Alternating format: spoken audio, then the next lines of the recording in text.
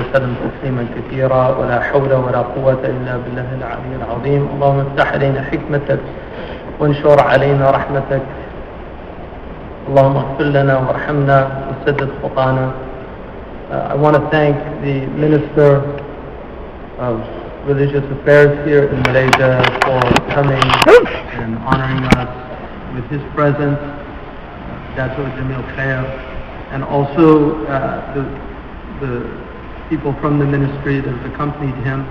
And Allah subhanahu wa ta'ala give you tawfiq in what is undeniably an immense burden. In Arabic, the word for minister is wazir, which one of the meanings that's derived from that is awzar, which are the weights that are put on you. And Allah subhanahu wa ta'ala says about the Prophet that he removed his wizr, the heaviness, and made it easy for him. So may Allah remove the heaviness of that burden and give the minister the ability to do that work. Abu Hanifa radiallahu anhu, who is one of our great intellectual giants, he said if he had one prayer that was answered, it would be a prayer for the rulers. Because if the rulers are guided, then the administration of the state is guided. And if the administration of the state is guided, then the people flourish. And so it's a great blessing to have guided rulers. The Shaykh Abdullah bin Bayya has been my teacher since I first met him in 1984, but he's been my teacher since the 90s. And I've had the good fortune of studying with him over these years and spending a considerable amount of time with him. He is the single most learned scholar that I have ever met. And I don't know anybody that has the encyclopedic knowledge that he carries in his own memory of the Islamic tradition, but also his extraordinary knowledge of Western philosophy through his mastery of the French language. And I once told him about a scholar who knew English really well. He's an Arab scholar. And I said, يتقن الإنجليزية جدا. And he said, وهل يتقن عقليتها? I said that he really mastered English. And he said, did he master the mentality of it? And that distinction is a very fine distinction. It's one thing to know the language of a people, but it's another thing to understand the people that speak that language. And one of the great problems on our planet right now is a lack of communication, a lack of the ability to understand one another. Maulana Rumi tells the story about the travelers that are going and they come upon some money they find, and they begin to fight over what they should spend it on. And the Greek, he says, I want istafil. And the Arab, he says, no, we can't have istafil, we want inab. And the Persian, he says, we want uzum. And they start fighting. And he says that had somebody who knew their languages come, he could have showed them that each one was asking for the same thing. A man came and he understood them. He took the money, came and he brought grapes. And the Persian, he said, that's what I wanted. And the Arab, he said, that's what I wanted. Each one wanted the same thing, but they were using a different word for that same thing. And this is the human crisis. We all want the same thing, but we don't have the translators. And these are the prophets and the students of the prophet that come and translate. What we want is happiness. And this is the thing that the Greek philosopher Aristotle said, that all people seek happiness. Everybody wants to be happy. The drug addict takes his drugs because he wants to be happy. The thief steals something because he thinks it's going to make him happy. Even the people doing bad things are doing them because they want happiness. And so, understanding what real happiness is at the essence of our faith. And understanding how we apply our faith in the place we find ourselves is very, very difficult, because the world is far more complicated today. Not human beings, we're as complicated as we've always been. And anybody who's in a marital relationship understands that fully. Because humans, even when they love each other intensely, have a complicated relationship. Families are complicated. Families are difficult. Allah subhanahu wa ta'ala gave us a family in order for us to learn to live together. Because if you can live together with the people that you love so intensely and yet differ, it will make it possible to go out and live with people that you don't know or may not love. But if you can't live with your own family, how are you going to live with strangers? This is these are human problems that we have. And so, the crises of misconception, the inability for us to understand what fiqh is. Fiqh is understanding. When the Prophet ﷺ said in a hadith that Muawiyah relates, مَنْ يُرِيدِ اللَّهُ بِهِ خَيْرًا يُفَقِّهُ فِي الدِّينِ. The one who Allah wants good for, He gives him understanding of this religion. That meaning of fiqh was not jurisprudence. It's not what we now call fiqh. When the Prophet used that word, it was not the technical term that it has become. It's understanding, and this is why somebody who is illiterate can have fiqh in this religion. And we have a history of illiterate people that had understanding of this religion. The simplest person in the ummah can be the wisest person. And the most learned person can be the most foolish person, and Iblis is the greatest example of that, because nobody had more knowledge than Iblis. And so Shaykh Abdullah promotes this fiqh al-waqi', this idea of understanding reality. And so just to look, I want to look at a few things here, and I'm going to try to get through this. Systems thinking is a way of looking at something holistically, understanding the root causes. This is the metaphysical perception of getting to the root cause of something. And one of the biggest problems on this planet is oppression, and trying to understand oppression, and why so many people are oppressing and so many people are oppressed, and this sick cycle that we find ourselves in, where the oppressor, once he's eliminated by the oppressed take his place and they become oppressors in turn. This is the cycles that we see. And we see this in revolutions, where the revolutionaries take over, like Robespierre and the French Revolution, and suddenly they're becoming as bad as the people, if not worse, than the people that they removed. And so that's very important. And then the conceptualization's in need of correction. How do we correct this right thinking? Naqib al-Abbas, Sayyid Naqib al-Abbas, your great Malaysian philosopher and metaphysician, he talks about adab, and he said that adab is a combination of a cognitive perception, of an understanding in your mind, and of an action that results from that understanding. You need theory and you need practice. This is the nature of our religion. It's not just La ilaha illallah. That's an understanding. It's Muhammad Rasulullah. It's the book, the knowledge, and then the sunnah, the practice of that knowledge. Because he's the one who الذي بعث في الأميين رسولا يتلو عليهم آياته ويزكيهم. He purifies them when he teaches. ويعلمهم الكتاب والحكمة. And he teaches them the book and the wisdom. He teaches them the wisdom to practice the book, because the book, without the wisdom, can actually end up becoming a source of criminal behavior. When people use the book, there are many people that take the Quran and they use the Quran to do the most heinous things, in the same way that there are people that took the Bible and still take the Bible and use it to oppress. And then some of the solutions. So I want to look, first of all, at the first level is events. And that's what you see. This is the horizontal level. Politics is the level of events.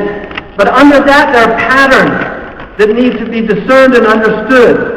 So once you know the patterns, you can anticipate the events when you start seeing the patterns replicate themselves. But under the patterns, there are underlying structures. The patterns also have structures that need to be understood.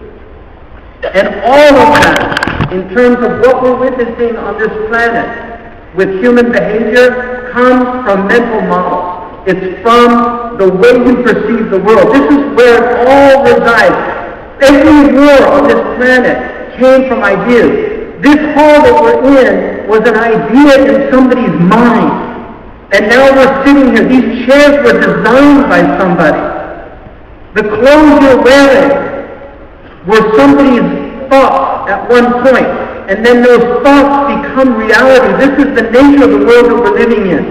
And so understanding this, changing, if you look at revolution, they're events. And terrorism are events. We can see revolutions in history and their patterns. The underlying structures that bring them about are tyranny and oppression. But the mental model is the idea that if you change the government, you're going to change your situation. You're going to change the situation that you're in. This is a flawed understanding, and this is why revolutions are always profoundly flawed models of change. People use the American Revolution as an example. The reality of the American Revolution is that it was not in any way a traditional idea of a revolution. It was actually one government disbanding, disconnecting the ties with another government. There was a government that was completely in place, and they felt they had taxation without representation, and they petitioned the government, and so they broke that off. But there was a government in place. When you have a situation like Syria, where you rebel against the government and you have no government in place to replace that government, now you have thousands of people competing, different groups fighting, saying we're the ones you should follow. Now Imam al-Maqrizi, who's one of our most important historians, Imam al-Maqrizi, a great 9th century Egyptian historian, studied, like Toynbee before him, and Toynbee acknowledged him, like Toynbee before him, he studied all of these different Egyptian dynasties, and he wanted to identify the underlying reason why these dynasties fell into disarray and then eventually collapsed or revolutions overthrew them. And the first thing he noted was there was always widespread corruption. When corruption gets into a society, there will always be corruption by the nature of human beings. But it's like an apple. If you have an apple and part of it is corrupt, you can just cut that off and you can eat it. At a certain point, though, you throw away the apple because it's completely corrupt. And then also, the other thing he noticed was real estate. He said, "Ghaba al-aqarat." Real estate becomes exorbitant. This was the other thing that he identified. The third thing he identified was what he called the corruption of currency, inflation. And inflation is a hidden tax, because governments, when they print money, fiat money, the money is devalued by the very nature of the system, and so over time, people who save money lose money. But inflation is a major problem in history, and it's one of the worst problems in modern society. And these create great disparities. If you look, just to give you an example of Syria. Syria in 2010, the Corruption Perceptions Index of Syria, and this is looking at about 180 countries. It was number 127. It's one of the most corrupt countries in the world. If you look at the housing prices, Damascus was the 8th most expensive city in the world. The 8th most expensive city in the world. So it was one of the most corrupt countries, and it was one of the most expensive cities in the world. To buy a 300 square meter home would cost $5 million. It would take a working class person 1,700 years to save up enough money to buy a home in Syria. So you can imagine how difficult, just for an average Syrian. And then if you look at inflation, 1947, look at the rate of inflation, and by 2010, it's up 50%. 2010 to 2016, it goes up 510%. So all three of these elements existed in Syria, and it was ripe for revolution. One of the things that Shaykh Abdullah bin Bayya argues is that we need to use statistics in fatwas. This is a completely amazing insight from a scholar. he argues that statistics is no longer rajman bil khayr. It's not fortune telling. Statistics is a science that you can actually determine. And we were told, I was told by somebody in one of the Arab governments, from a ruling family of an Arab government, that they determined, their own intelligence determined that if a civil war broke out in Syria, it would not end until at least 300,000 people were killed. This was before there was any fighting. And so when you have big data, when you have the ability to determine these things, when the Pentagon goes to war, it knows how many civilians are going to die. We have to use this information to make decisions, even about fatwa. This is extremely, extremely important for modern scholars to understand the importance of looking at the information that we have and making judgments based on that information. Allah subhanahu wa ta'ala says in Surah Al-Baqarah, وَلَنَبْلُوَنَّكُمْ بِشَيْءٍ مِّنَ الْخَوْفِ وَالْجُوعِ وَنَقْصٍ مِّنَ الْأَمْوَالِ وَالْأَنفُسِ وَالثَّمَرَاتِ وَبَشِّرِ الصَّابِرِينَ. That we will test you with fear, with hunger, with a loss of property, lives, and wealth. But give good news to the Prophet will give good news to the people of Sabr. Because dunya is ibtila. And the response is what we do. أَوَلَمَّا أَصَابَتْكُمْ مُصِيبَةٌ قَدْ أَصَبْتُمْ مِثْلَيْهَا. When you were afflicted with a crisis, you had afflicted twice as much on them. This is about Uhud and about Badr. They said, أَنَّ هَذَا. The Sahaba asked the Prophet, how did this happen? How did this happen? We're the people of truth. Why did we suffer this defeat? Allah says, قُلْ هُوَ مِنْ عِنْدِ أَنفُسِكُمْ. It's from your own self. Because this is the only empowering model of change. If you blame the other, because clearly the Quraysh were in the wrong. They were oppressing the Sahaba. So the oppressor is obvious. But Allah didn't give them the option of blaming the oppressor. He said, look to yourself. What did you do that brought this calamity on? Because that is the only empowering model. وَكَذَلِكَ نُوَلِّي بَعْضَ الظَّالِمِينَ بَعْضًا. And like that we put some people who oppress over other people who oppress. بِمَا كَانُوا يَكْسِبُونَ. Because of what they were earning. Again, this is the empowering model of the Quran that challenges the people who are suffering to look into themselves. What are we doing? This is a tribulation. And this is a very difficult model. It's not an easy model. It's much easier to just do what Iblis did. What did Iblis do? He said, "Bima aghwaytani." You led me astray. You blamed God. What did Adam do? Adam could have said, and there are some books that say this is what he said, Adam and Eve could have said, Wallahi, we didn't mean to eat from that tree. This shaitan tricked us. He fooled us. He said, eat from the tree and you're going to live forever. We didn't think he would like that. No. They didn't blame Iblis. Rahul Isfahani says that Adam was given the khilafah because he did not blame. He was given the khilafah because he refused to blame somebody else. He took responsibility. And because he took responsibility, because he said, this is where the buck stops. It stops with me. Allah gave him the khilafah.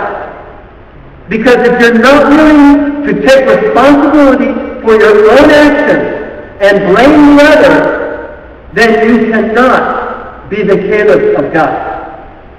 It won't happen. وَالْحَسُودُ لَا يَسُودُ.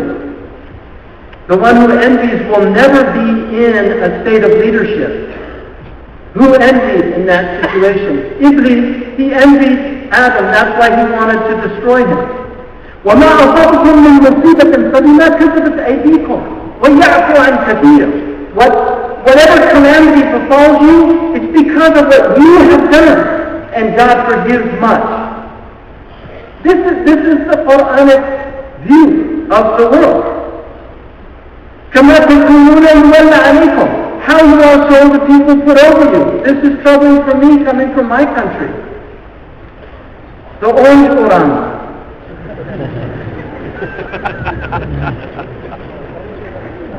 It's very troubling. But in some ways I have to say what a perfect mirror he is for so many people in my country. He is a reflection for us to look at ourselves. We have a class culture. We have a culture that's very superficial. It objectifies people. We have a culture that's become very greedy. The smallest room in the house in America used to be the bathroom. Now it's the biggest room in many people's houses. What happened in America? Things have changed. But rulers reflect the people. We don't like to think about that. It's a very troubling hadith. We don't like to think about that. Everybody says, I would be different if I was in that situation. If I was ruler, they say kuntu medikan, oh, if I was king, what the good things that I would do. This is the hadith of the man who came to the Prophet and asked him for money.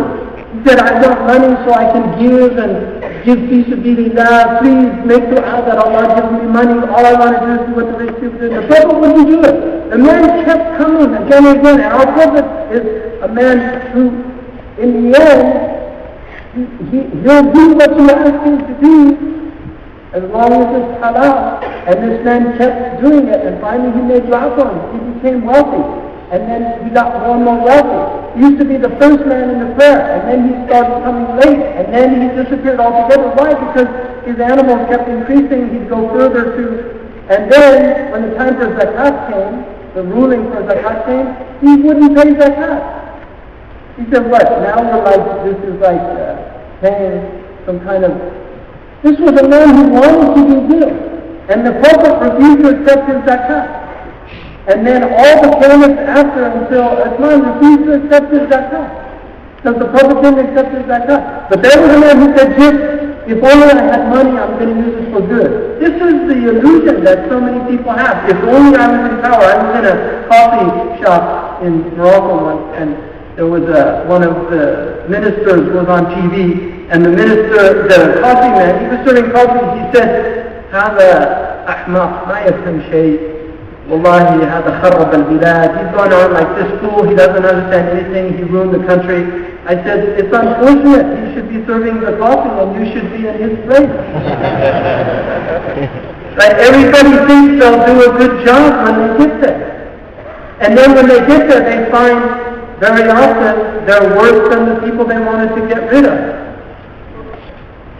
When you look at, this is another major crisis. See, if you look in the Quran, 85% of the Quran deals with faith. 15% of the Quran deals with Islam, with the actual practices. 85%. When you look into the medieval literature, 60% deals with faith and 40% begin to deal with Islam. By the time you get to the modern literature, 93% of modern books deal with the concept of Islam and only 7% with Iman. This is a complete reversal of the tradition of Islam. And this is why everybody talks about Islam and the Iman is there, because if you believe, the Islam follows. But if you don't have that cognitive understanding, if your mind is not in an Imani state, then your actions are not going to be Islamic. So they want Islam without Iman. It'll never happen.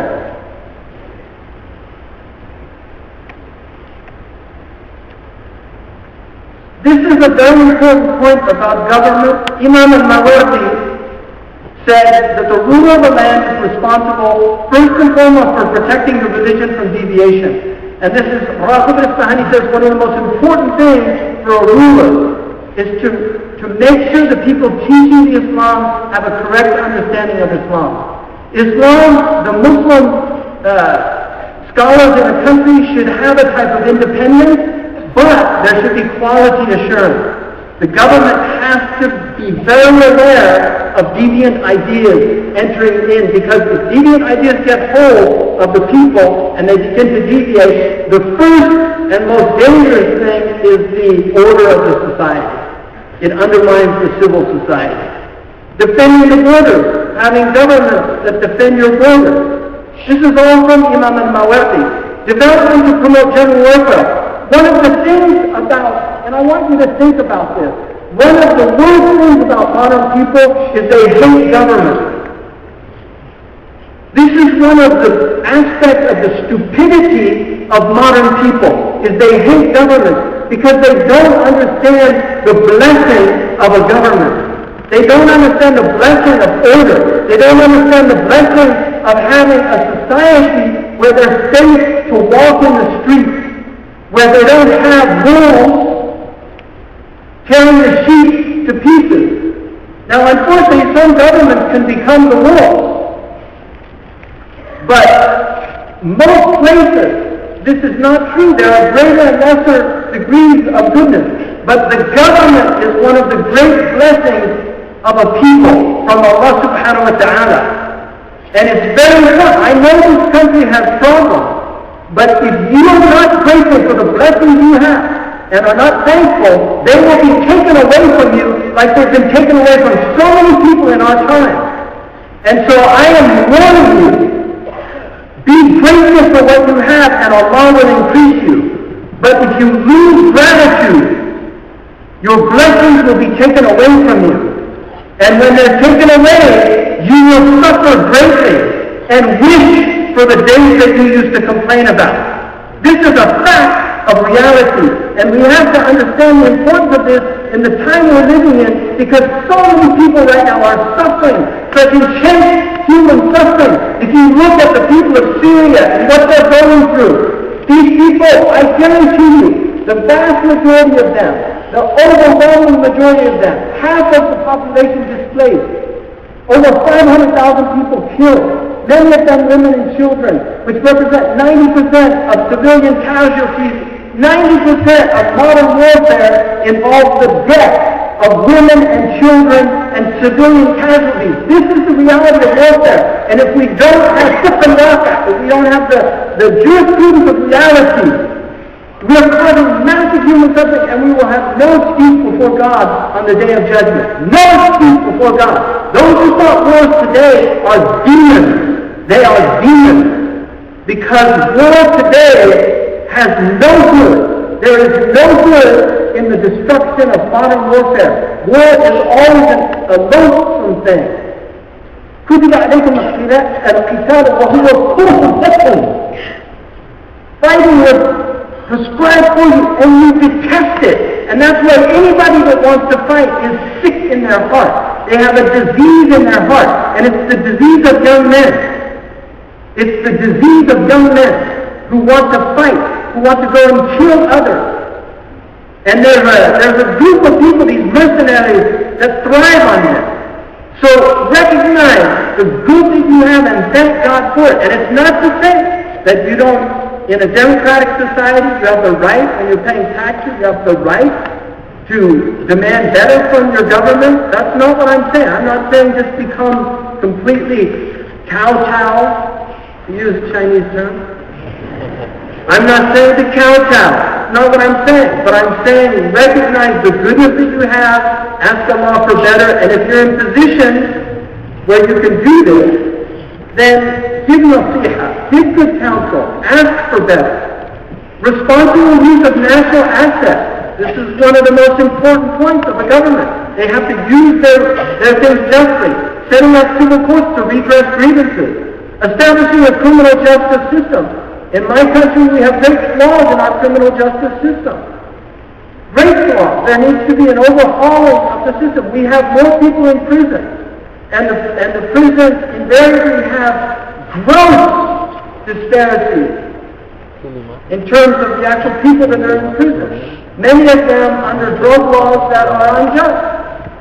Simply unjust drug laws. It's as simple as that. We have to work for that reform in our country. That's something that Americans have to do. Appointment of a competent cabinet is very important. So these are the ones. Now if you look at Ibn Khaldun in the Muqaddimah, one of the most important books in our tradition. This is a man who really invented what today is called social sciences. Al-Biruni before him is also somebody, but he said the world is a garden. It confines the state. The state is an authority that gives life to the sunnah.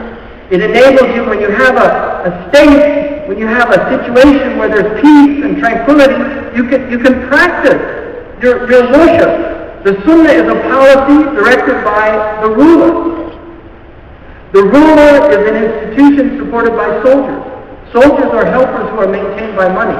Money is sustenance brought together by the subjects through taxation. Now we would call them citizens.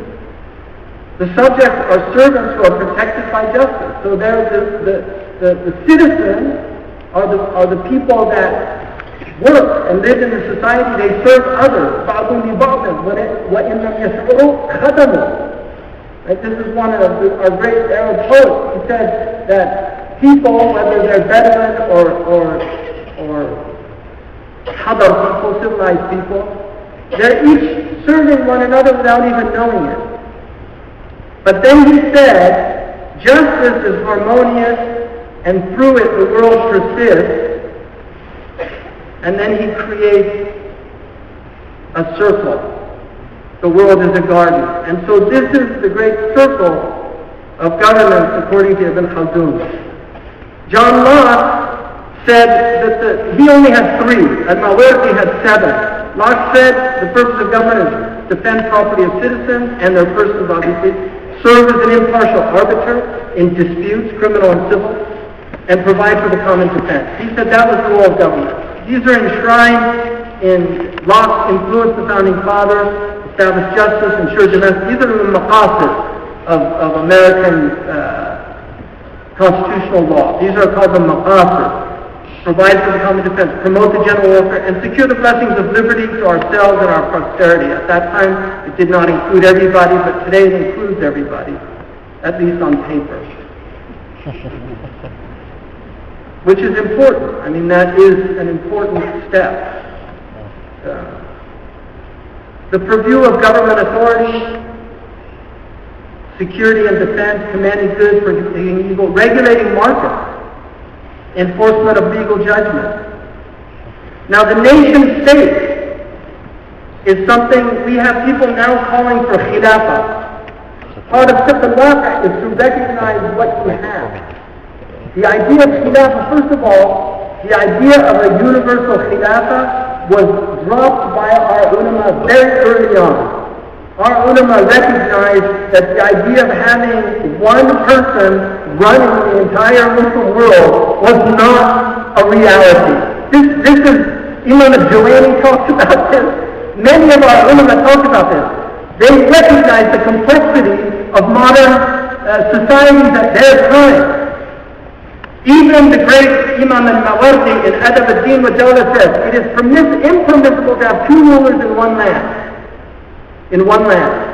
As for multiple rulers at the same time in one land. And he's not talking about that you have states where you have governors and the sultans of the state. That's not what he's talking about. He's talking about you can't have 2 heads in this state that you're in here because it will create one ya'lu ala al-akhar.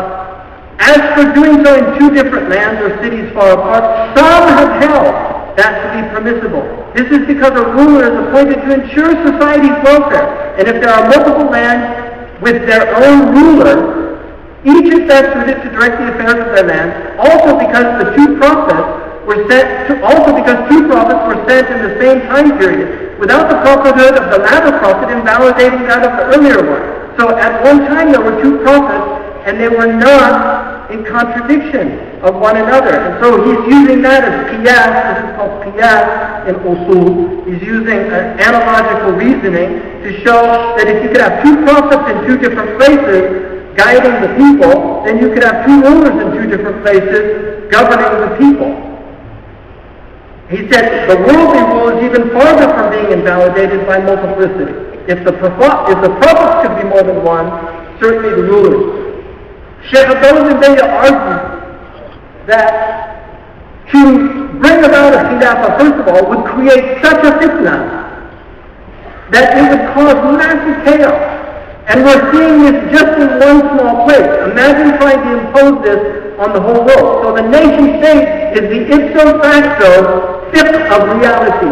To remove the nation state is fitna, and Allah subhanahu wa ta'ala commanded us to avoid fitna.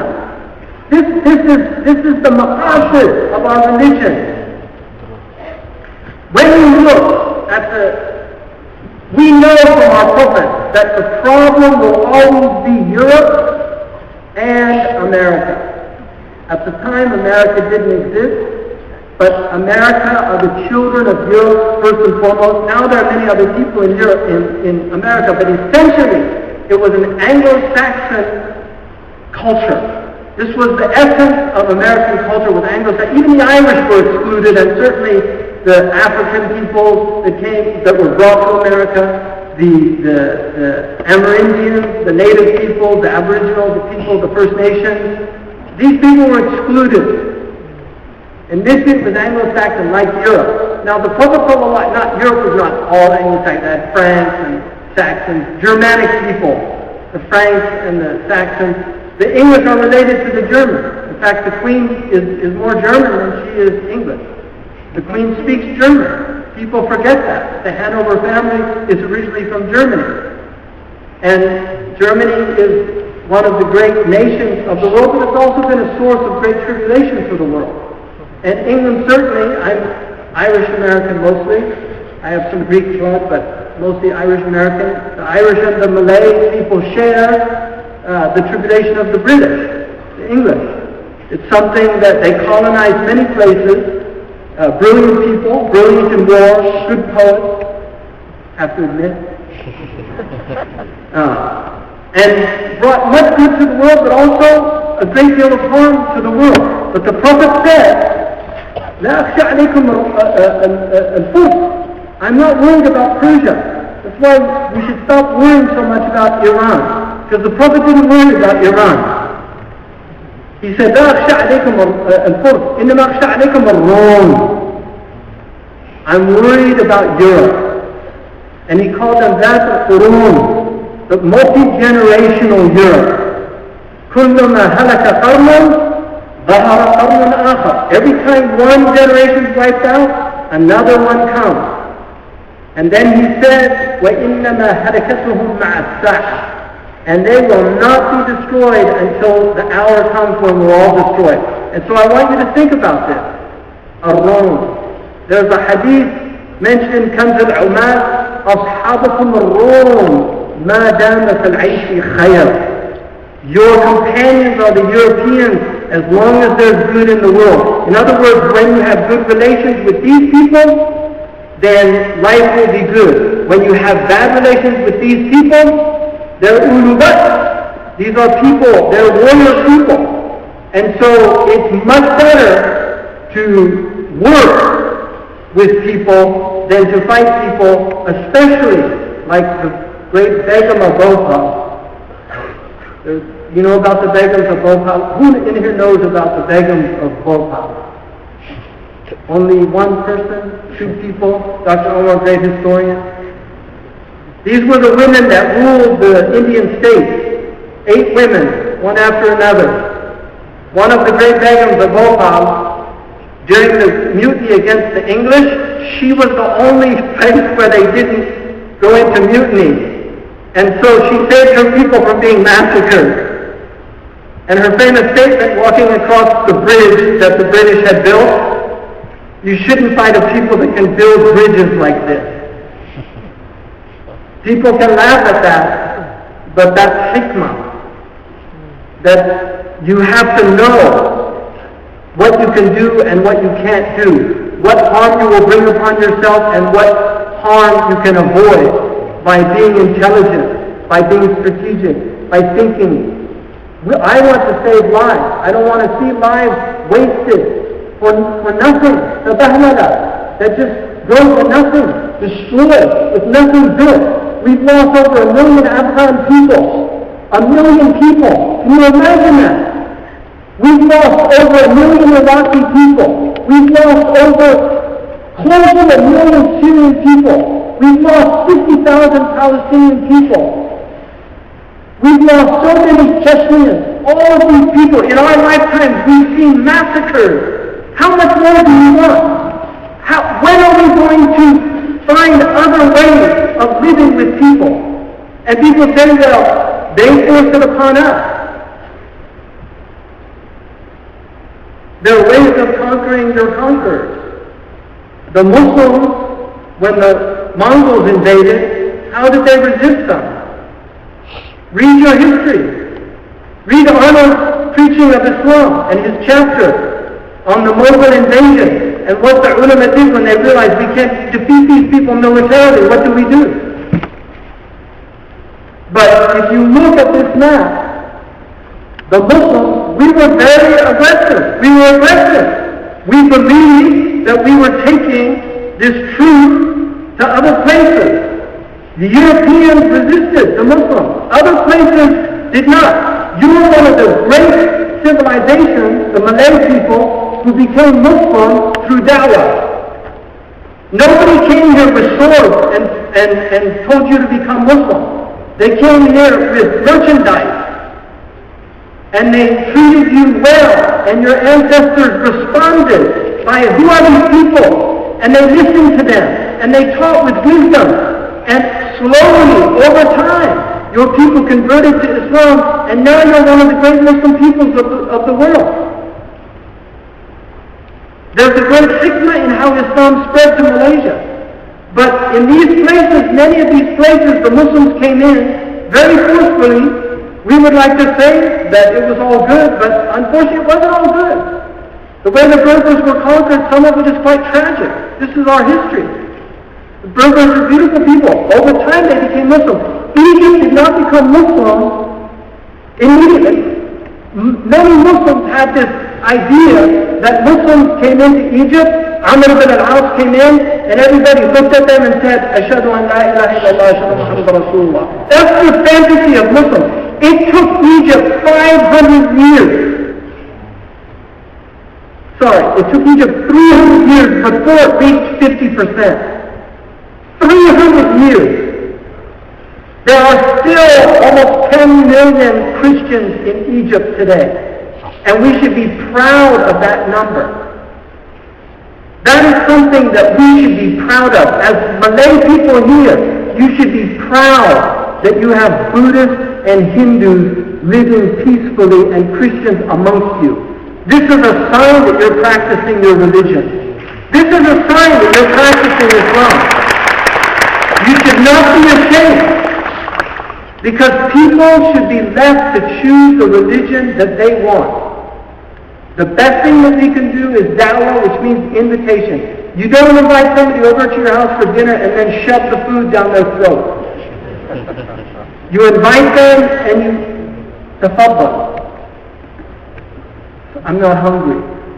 No, you have to eat. I'm actually feeling sick. I don't care. Nobody can do that. Everybody likes chocolate, but nobody likes it shoved down their throat. And one of the things that we have too many Muslims that just want to force Islam on other people. No. La ikraha fi din. There's no coercion in this religion. Let people choose for themselves. And so this reaction, this is what happens. We get the colonization of the Muslim world. We were doing the same thing. We don't like to think about this, because we're the good guys.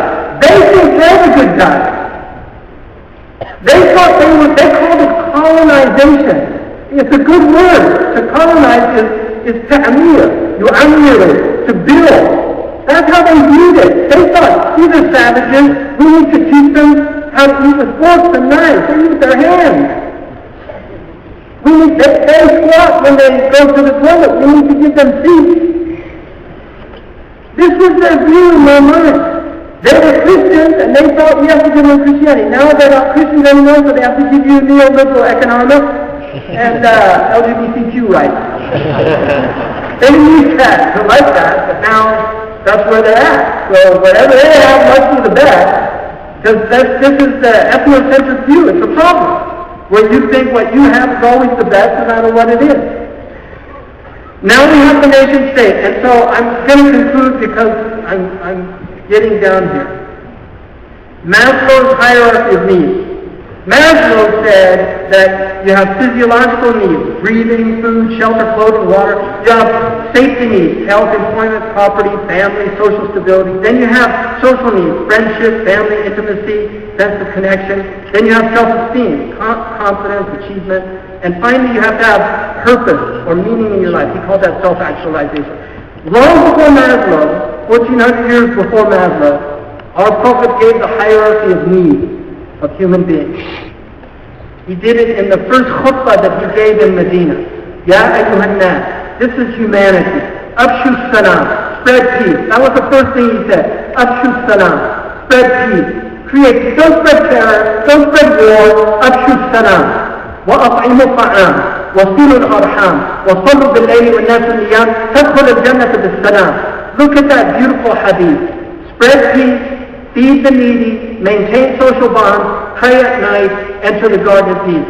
Safety needs he prioritized over physiological needs, because if you want to eat, and then you see a harimau, you see a harimau in the utang, then you're not going to eat. You're going to run as fast as you can, because safety is the first need. So social needs, self-esteem, self-actualization. Now look how he began with peace, Afshu Salam, and he ended with peace. Because it's all about peace. It's such a blessing.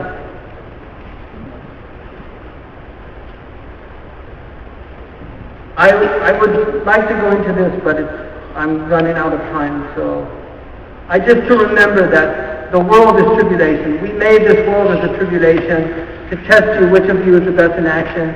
Every soul is certain to taste death. وَنَبْلُوكُمْ بِالشَّرِّ وَالْخَيْرِ فِتْنَةً. We will test you with privation and privilege. Allah privileges some over others. Many people privileged abuse that privilege because it's a test. And the people in privation are tested with their privation. وَإِلَيْنَا تُرْجَعُونَ. That's the reminder. You're going to go back to us and be questioned.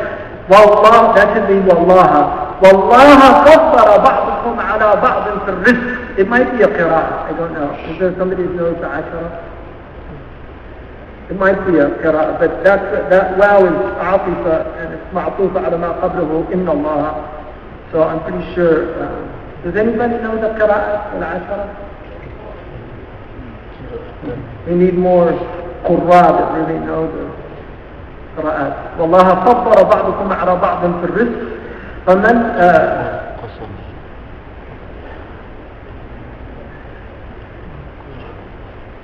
بِرَادِي رِزْقِهِمْ عَلَى مَا مَلَكَتْ أَيْمَانُهُم.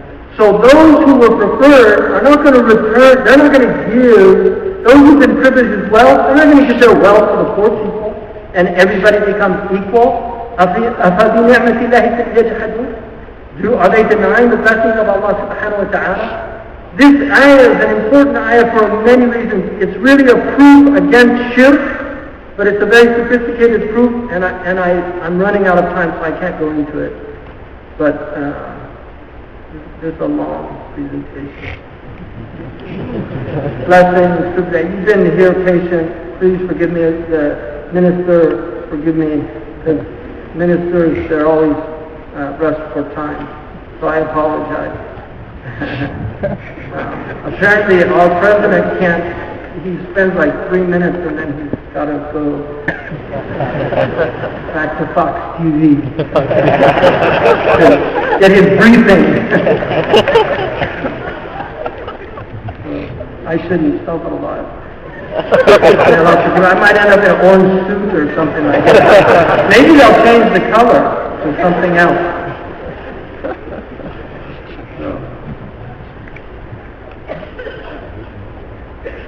I want to talk about 3 sunan and then I'll close with the last thing. We have 3 sunan. We forgot about these 3. Most people think of only Medina. They don't realize there's actually 3 sunan. The first sunnah is Mecca, which is the sunnah of the oppressed. How you behave when you're oppressed. And how you behave is the Meccan sunnah. And our ulama said there is no verse in the Quran from Mecca that was abrogated when the conditions of Mecca are there. And so these people say all these verses are abrogated. No. Those verses are all valid when the conditions are valid. The Sunnah of Abyssinia, which is the Sunnah of living in non-Muslim lands under non-Muslim rulers that are not oppressing you. And this is the beautiful Sunnah of Ja'far and the Sahaba that were in Habasha. And finally the Sunnah of power. What you do when you have power. So we have all of the Sunnah that are possible, each one, and you have to know which Sunnah you should be practicing. In America, we have to practice the Sunnah of Abyssinia. In some places, they have to practice the Sunnah of Mecca, like in Palestine. And in places like Malaysia, you practice the Sunnah of Medina, inshallah. And I'll talk tomorrow about that and the covenant of Medina.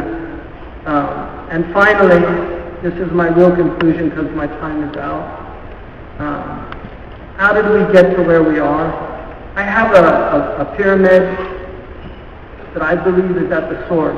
The first thing is ossified tradition, and so I blame the traditionalists, and I count myself among the students of the traditionalists, so I'm blaming myself first and foremost, and my tradition, the tradition that I come from, the tradition of Al-Azhar, the tradition of Al-Qarawiyyin, the tradition of Zaytuna in Tunisia, the tradition of the Zahiriya, of the Nizamiya, of these great teaching universities. They became stagnant. They were no longer functioning with the challenges of the time. And this resulted also with an alliance with tyrannical governments. And so the ulama began to lose their credibility. And this led to al-wijada, which is where people begin to study the religion without reference to teachers, or without the isnad or the tradition. This led to trying to understand why we lost sovereignty in the Muslim world, and this led to political Islamism, which turns a spiritual religion into a political ideology. And this is not denying politics in Islam, but politics is a very small sliver in the Islamic tradition, and siyasa shar'iyya, there are hardly any books ever written by the ulama on this subject because it was not of much interest to our ulama. The ulama were interested in tahara, in salah, in commercial law, in inheritance law, in marriage and divorce. These were their interests, in how to help people live righteous lives. The government, they kept their distance generally, but they let the governments do their job. Political Islamism leads to insurrection.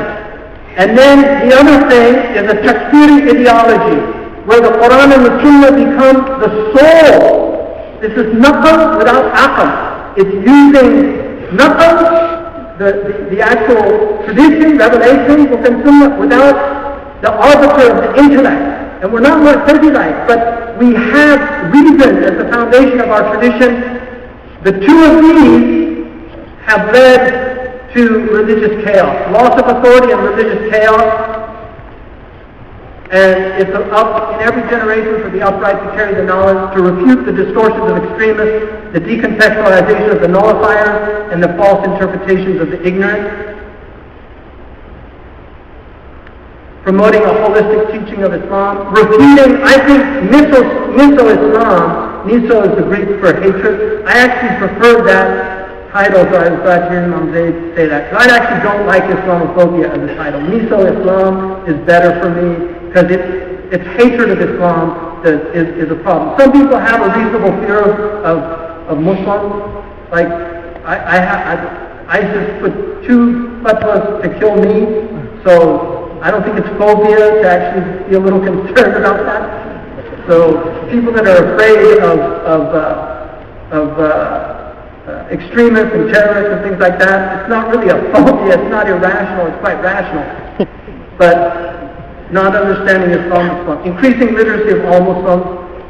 And so I'll get into the solutions. I need you to go. I want to say, I said this opportunity before, but I think of all the great honors of my life, I had 3 that really are so etched and embedded in my mind.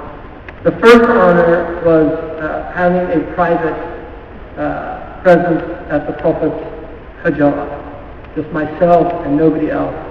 And it was an extraordinary experience, and it was a great blessing. And I know that very few human beings in Islamic history have been given that opportunity, but that was an opportunity that I was afforded to. And the second was entering into the Kaaba to wash the Kaaba. That was, but the third one, and I really mean this, was being a pallbearer at Muhammad Ali's funeral. It was a great honor to be at his janazah. I didn't go there to do that, but Imam Zayd Imam Zayd was kind enough because he was in charge of that situation that day, and so I was honored with that, with Yusuf and some other beautiful brothers, and we had a bond afterwards that will take it with us to our graves. So I just wanted to thank Imam Zayd for that great honor, and also apologize for, I had no real right to be there and to have that honor, but ذلك فضل الله يؤتيه من يشاء. So I thank Allah for that. جزاك الله خيرا.